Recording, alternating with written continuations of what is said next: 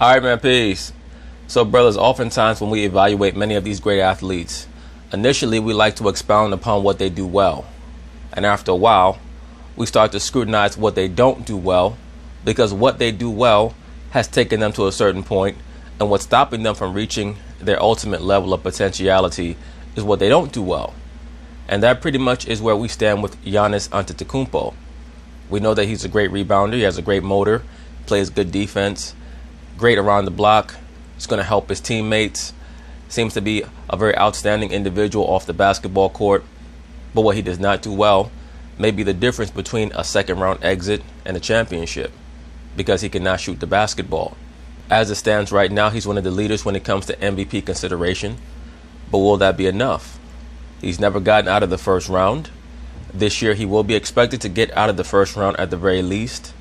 By season's end, who knows? They may be expected to get to the NBA Finals, depending on how well they played near the end of the season. But we all know that when playoff time comes, these teams are going to force him to have to make baskets from the outside. Will he be able to come through for his team? I guess we'll find out. They're going to talk about it, and I'm going to chime in. Giannis would finish with 27 points and a career-high 21 rebounds, although, of course, there were also still moments last night when we saw that pesky shadow. Here is Giannis with a wide-open three. And look at Harden here. He doesn't even bother to contest. He just walks and then stops because he's expecting a brick. Let me say this very quickly. This is why I admire the courage of Kawhi Leonard. Kawhi Leonard tells all of the stat guys and the analytics nerds, you know what, bump that. I'm going to take my mid-range shots. I'm not going to force the three-point shot, even though Kawhi is a very capable, if not outstanding, three-point shooter himself. He's not scared of stepping inside the three-point line and taking an 18-foot jump shot. That's where Giannis has to take his game. He has to let his coaches know, look, if I'm not comfortable taking a three-point shot, I am going to step in. I'm going to pull up from 15 feet, 17 feet. And if the analytics guys don't like it, tell them where they can shove it. If they keep harassing me, I'm going to ask for a trade like Anthony Davis or Kawhi Leonard. And I think that Giannis has vaulted to that level of standing where he can stipulate certain things to his coaches when it comes to his game in particular.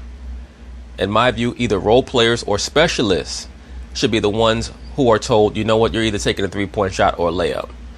But when it comes to outstanding exemplary players, they should be able to diversify their games outside of the standards of analytics. Which he gets. Can you be an MVP if your game is still missing something so glaring? Will voters just count Giannis's truly breathtaking regular season numbers, or will they keep this kind of thing in mind come playoff time and knowing defense are just going to sag off him and clog the paint? Well, as of right now, we pretty much know that James Harden is the front runner for this season's MVP. So Giannis is going to have to defeat him a couple of ways. He's going to have to maintain his outstanding statistical season, and his team is also probably going to have to lead the NBA in wins. They're probably going to have to win somewhere around 61, 62 games in order for him to be able to build his biggest case for being this season's MVP. Because as we stand right now, Harden's going to end the season averaging about 35 a game. There's a relatively high possibility, just looking at how Harden is trending, that he may have the most outstanding offensive season, points per game wise, that we've seen since Michael Jordan back in '87 when he averaged 37 points a game. I really could see that. Like, I could see James Harden averaging over 35 points a game, which is what Kobe averaged back in 2006 and what Jordan averaged in '88. I could see Harden averaging somewhere around 36 and a half points per game by the season's end if he continues to trend like how he's trending. Paint. Or is the answer somewhere in the middle? Yes, Giannis is still growing into his game. And yet also where he's grown to already is so good and it enables his team in so many different ways, it's enough to be judged on its own. No shadows, no shade, no doubt about it. So, Paul, what do you think? Does Giannis need to develop that jump shot before you would give him an MVP vote? Not at all. I mean, the numbers are staggering. I agree. I don't think that he has to become an outstanding jump shooter before the end of this season in order for him to win the MVP. But that is something that he has to be cognizant of if he wants to take his team to the next level. The guy is averaging 27, 28 a game, 12 rebounds, 6 assists, and this is without a three-point shot. The good thing about I like about him is that he takes them. You know, you see guys like Ben Simmons who don't even take the shot. Well, Ben Simmons to me is another one of these guys who's going to quickly become recognized as a specialist, because I don't think that he's as concerned with expanding his game as those around him are concerned with it. And he seems to be very proud and very arrogant. The difference between confidence and arrogance is that confidence is when you believe in yourself. Arrogance is when you believe that there's no way that you can improve. And I truly believe that Ben Simmons believes that he does not need to improve. I think that he's happy being a 17-point per game, 15-point per game, 9 or 10 assists, 8 rebound guy. I think that he's happy with that. Because for him to admit that he's never worked on his jump shot while striving to be a professional basketball player, that was astounding to me. So there's going to come a time where he's going to be respectable from there, whether it's high 29, 30%, that's respectable. Yeah. And if he gets that, or even a mid-range shot, to where he is already right now, because to me, he's MVP. When I watch Giannis play, I can see why Shaquille O'Neal gifted him with that title of the new Superman. Because Giannis's game really does remind me a lot of Shaq's game in his first 2 seasons with the Orlando Magic. Those of us remember Shaq with the Lakers as being this outstanding physical force who just bowled everybody over. Shaq's first couple of seasons in the NBA, and you have to have been watching the league for at least 25 years to remember this, what the announcers would always talk about was Shaquille O'Neal's low body fat percentage. They would always say Shaq is a 5% body fat. And I mean, he was like a physical marvel when he first came into the league. Quick feet, great lateral movement, tremendous around the basket, very explosive, phenomenal leaper off of 1 foot or 2 feet. Like, he was just great. And of course, after a while, he started to put on weight and pack on the pounds. And I think that that's where they will separate eventually, because Giannis, I don't see him ever becoming too much bigger than what he is now, but you never know. You never know. He is about 6'11". He is putting on weight the right way, but at a drastic pace. So who knows? In 3 years, he might be 25, 30 pounds heavier. They might move him to the 5.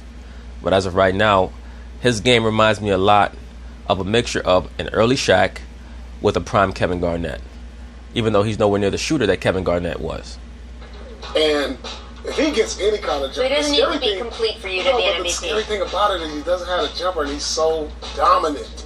I mean, you got to watch out for this kid. Not that you have to watch out now, but in the future, you really going to have to watch out. Yeah, the scary thing isn't a guy that you don't know what he's going to do. The scary thing is when you know what he's going to do and you He still still can't stop him. can't. Well, that's what a superstar is. That essentially is the definition of a superstar. Your scouting report tells you that this is what this player likes to do. Everybody knows it, but you still can't stop it. It's like, oh, Ginobili, he wants to go left. All right, stop him from going left. Right. He's going to go there anyway.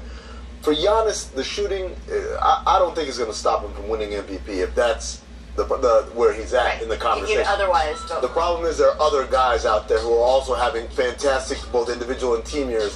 Kawhi Leonard, Paul George, LeBron James. So he's got competition. He's got stiff competition. It won't be because he can't make a jump shot, though. You know, like Paul said, this guy, look at what he's doing with everybody knowing the scouting report like James Harden. Hey, I totally agree. And let me correct myself. When I say that the scouting report will oftentimes dictate what a great player is, I said superstar. I should have said star. Because a superstar is a player who not only will be able to do what he wants to do, despite what the scouting report says, but a superstar will be able to raise his game to the level where he can lead his team to a championship. So I cannot call Giannis a superstar yet. He's a star right now because he can defy the scouting report. But he has not shown that he can lead his team to exploits in the playoffs. Once he shows that, then he can be classified as a superstar. we're not closing out hard on the three-point line. We're going to let him shoot that. So if that's him with the scouting report like that, what's it going to be like if he makes shots? Well, with James Harden, he was finishing second, third in MVP voting for a couple years, and some of the voters were saying, look, I can't vote for him at number one because he doesn't have a complete game. He doesn't play any defense. Defense is atrocious. You got to play both ends of the floor. I mean, like, let's be honest. It's not like James Harden turned into a lockdown defender and that's when we made him MVP. You know what's funny? People forget that when James Harden played with the OKC Thunder, he was viewed as their lockdown defender. James Harden was the guy who they would put on Kobe Bryant back in 2011, 2012. He was the guy. It was only after he left the OKC Thunder and moved on to the Rockets that he became known as this player who had no defense whatsoever. And it's because he did not have the conditioning to play on both sides of the floor. And to his credit, right now in the NBA, it's very difficult to be an outstanding two-way player. It really is, because the pace is just so fast. And then the demands that are made on James Harden offensively, it's always going to be difficult for him to be a primetime defender. He's never going to be a Kawhi. But even Toronto does not ask Kawhi to do the things on offense that Houston asked James Harden to do. They just don't. In Toronto, Nick Nurse and those guys, they know better. They work through Kyle Lowry, and then they give Kawhi Leonard the ball, off the ball. They let him handle the basketball without having to run plays through him in regards to him trying to initiate the offense. Every once in a while he'll do it. But with James Harden, he's like the quintessential combo guard. So it's very difficult to expect him to have that level of energy on the defensive end as well. He just Stop being egregious. He went from awful to just regular bad. Right. And so is that with Giannis? Is there any holding back, or is it okay? Harden reached that pinnacle because of what his team success was. Yeah. Right. It wasn't because of his game and he wasn't playing defense. Right. And Giannis is his team. If he has a success and wins the East, it doesn't matter if he has a jumper because the numbers don't lie. Yeah. Well, the team's pretty. Agreed. He's pretty successful right now. You're absolutely right. The other thing I would say also is with Harden, we talked about the entire defense, and not he's bad in post-up defense or he's bad on closeouts. He was bad defensively. Here we're talking about a small part of his offensive game. But if I ask you, is Giannis a good offensive player? Is the answer yes or no? Absolutely yes. All right, so it doesn't matter. Right. Shaq couldn't hit a jump shot either. Right. He was MVP. Yes. Wilt couldn't hit a jump shot. Should have been MVP more than once, I mean. Well, you got to find another one. You got to find another, not 05 and not 06. Man. Well. Amino Hassan used to work with the Phoenix Suns, so that's why he's defending Steve Nash winning the MVP over Shaq. In 05, Steve Nash was certainly the MVP. 06, nah. We also need to talk about the Bucks. But anyway, that's basically it on that. We'll see how things go with Mr. Giannis Antetokounmpo and his team. Will he be able to raise his level of play on the offensive end of the court, diversify his skill set so that he can help his team get to the next level in the playoffs? We'll find out. So peace.